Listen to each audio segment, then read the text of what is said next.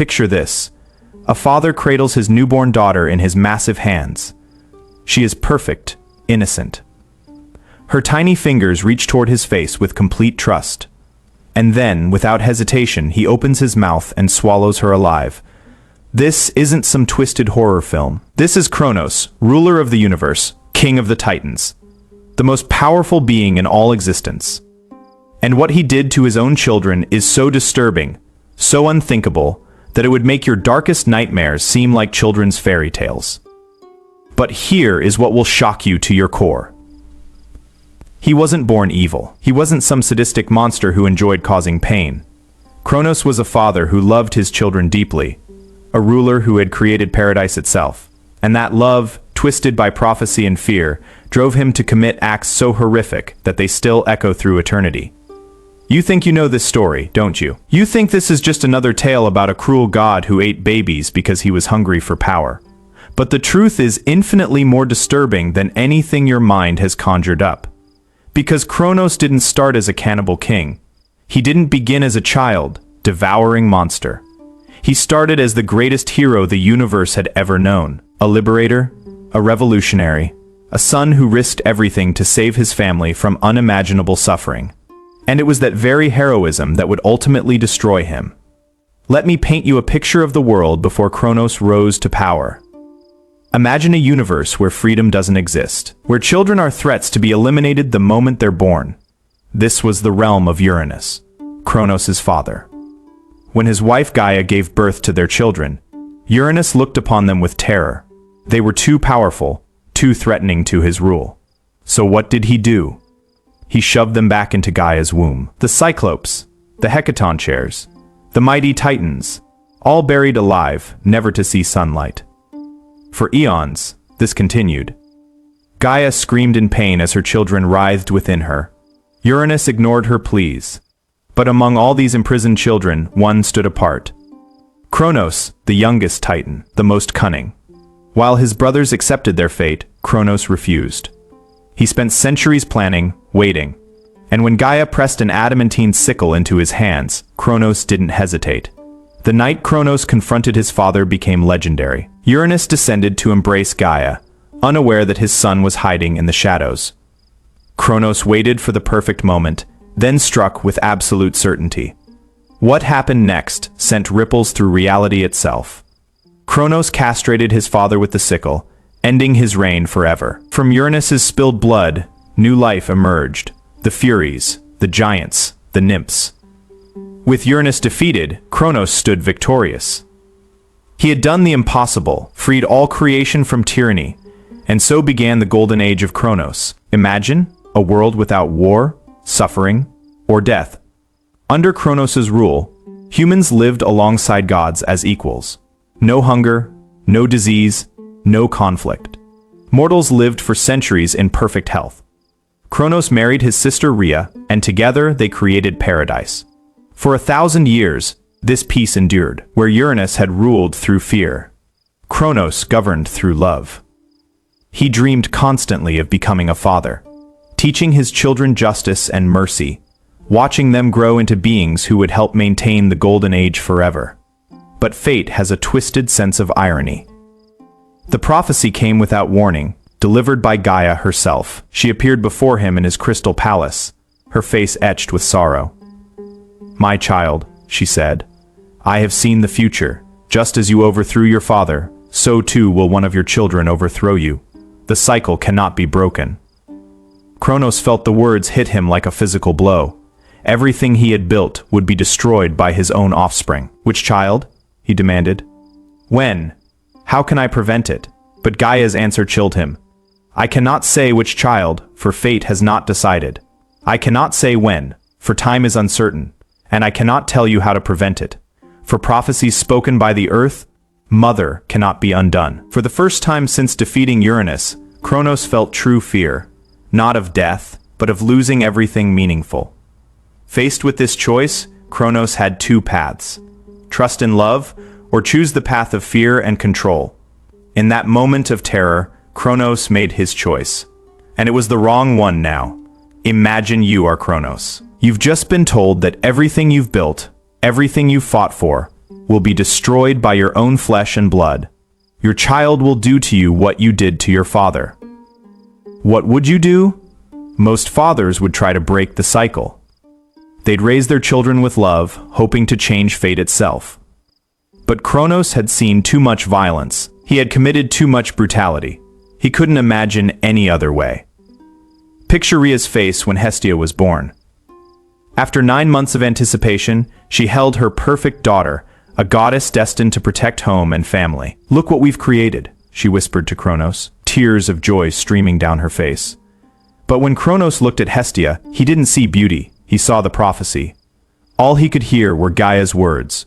"One of your children will overthrow you." Without hesitation, he took Hestia from Rhea's arms and swallowed his newborn daughter whole. Rhea's scream shattered their crystal palace. "This isn't prevention," she sobbed. "This is madness." But Kronos couldn't see past his fear. Each time Rhea became pregnant, he told himself, "This will be the last time." Demeter, gone. Hera, swallowed. Hades, consumed. Poseidon, devoured. With each child, Kronos told himself he was being practical, making hard choices for the greater good. But inside his stomach, the children weren't dying. They were growing, learning, plotting, developing an unquenchable hatred for their father. Meanwhile, Rhea was dying inside. Each pregnancy filled her with hope and terror.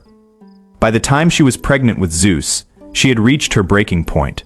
She couldn't watch another child disappear. She wouldn't let Kronos destroy this family any further. When labor began for the 6th time, Rhea knew this was her last chance. She fled to the island of Crete, to the sacred Dictaean cave on Mount Ida, surrounded by ancient magic. There, Zeus was born. The moment he drew breath, the cave celebrated.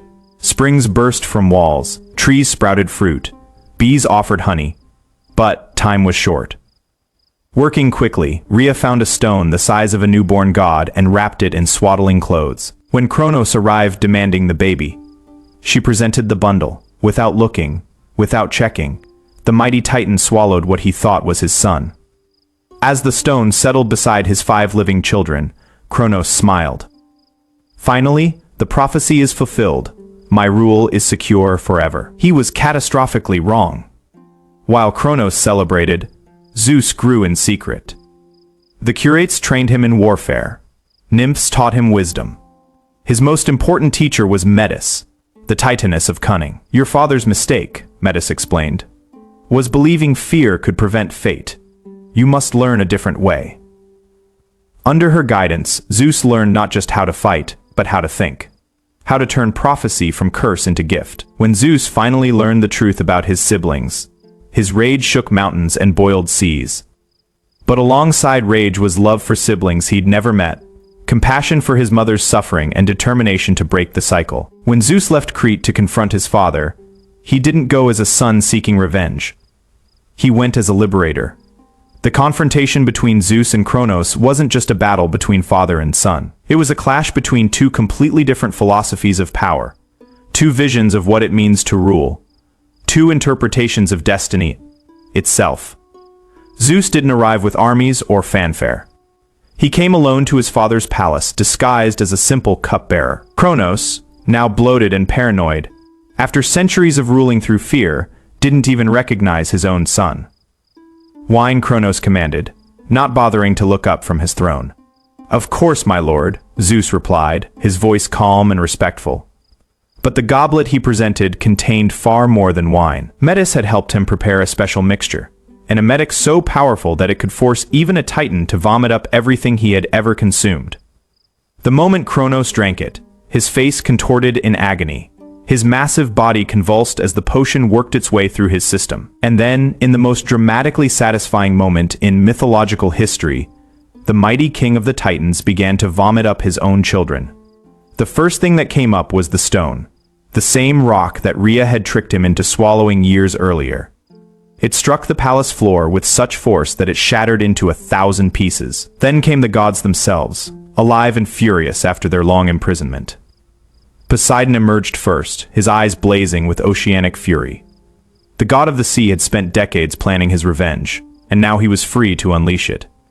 Hades followed, his very presence turning the golden walls of the palace black with shadow. The future lord of the underworld had learned much about suffering during his captivity, and he intended to repay that education in full. Hera came next, her divine beauty radiating an aura of barely controlled rage. She had been denied her childhood, her freedom, her very right to exist. That debt would be collected.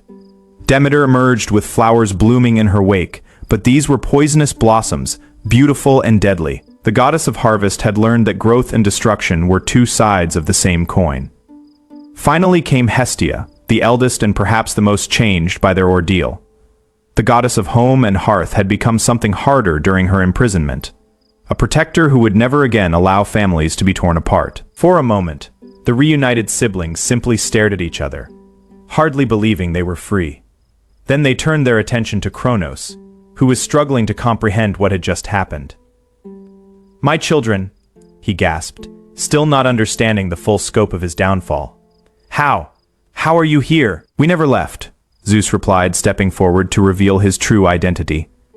"We've been with you all along, Father, growing stronger, planning, waiting for this moment." What followed wasn't just a fight.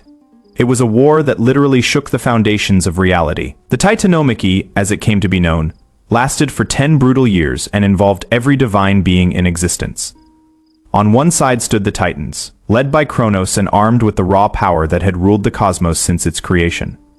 They commanded earthquakes and storms, wielding forces that could reshape continents. On the other side stood the Olympians, led by Zeus and driven by righteous fury. But they had something the Titans didn't. They had learned from their father's mistakes. Where Kronos ruled through fear, Zeus inspired through hope. Where Kronos hoarded power, Zeus shared it with his allies. Where Kronos made enemies of everyone who opposed him, Zeus turned enemies into friends. The war's turning point came when Zeus made a decision that proved he had truly learned from the past. Instead of trying to dominate the other divine beings, he freed them. He released the Cyclopes from their prison beneath the earth, and in gratitude, they forged for him the most powerful weapon ever created, the Thunderbolt. He freed the Hecatonchires, the 100-handed giants who became his most loyal allies. He showed mercy to Titans who switched sides, proving that his victory would bring justice, not merely revenge. But the moment that truly defined Zeus's character came during the final battle. With Kronos defeated and helpless, Zeus stood over his father with the thunderbolt raised high. One strike would end the threat forever. Kronos, bloodied and broken, looked up at his son with something like recognition in his eyes. "You have become everything I feared," he whispered. "Powerful enough to destroy me, ruthless enough to take my throne." Zeus lowered his weapon. "No," he said quietly. "I have become everything you could have been." Instead of killing Kronos, Zeus imprisoned him in Tartarus. Not out of cruelty, but out of mercy.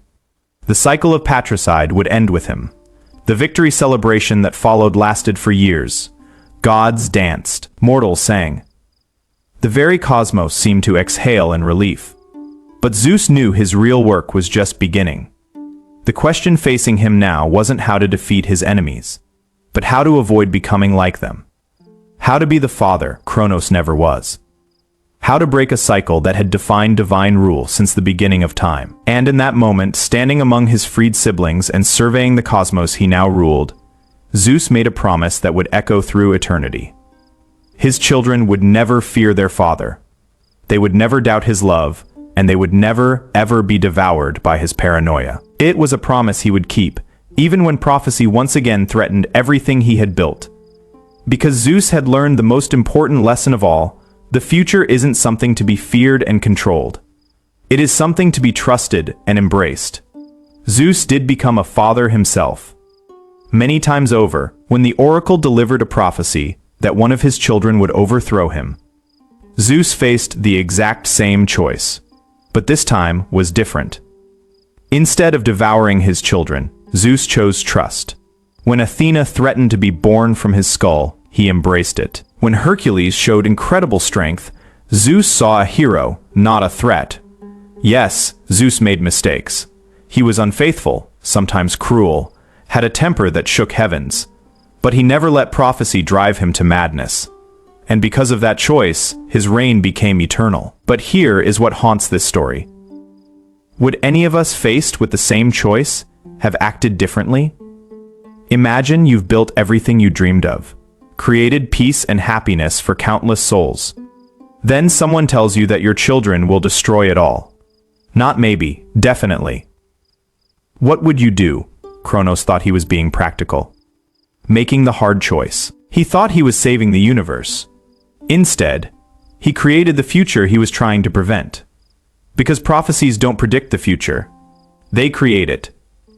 Every act of fear creates what we fear most. Every attempt to control destiny pushes it further away. Kronos ate his children because he feared they'd hate him. By eating them, he ensured they would. Zeus understood what his father never did. The future isn't something to conquer. It is something to trust. But in Tartarus, Kronos still exists, still thinks, still remembers. I think he remembers that moment when he first held Hestia, when he could have chosen love over fear. When he could have been the father his children needed. This isn't really about gods and titans. It is about every parent who ever lived. Every leader. Every person who chose between control and trust. Because we all become the parent we choose to be. We all create the future. We're brave enough to embrace. Kronos chose fear. Zeus chose trust. The question is, when your moment comes, which choice will you make? Choose carefully. Sometimes, the choice echoes through eternity itself.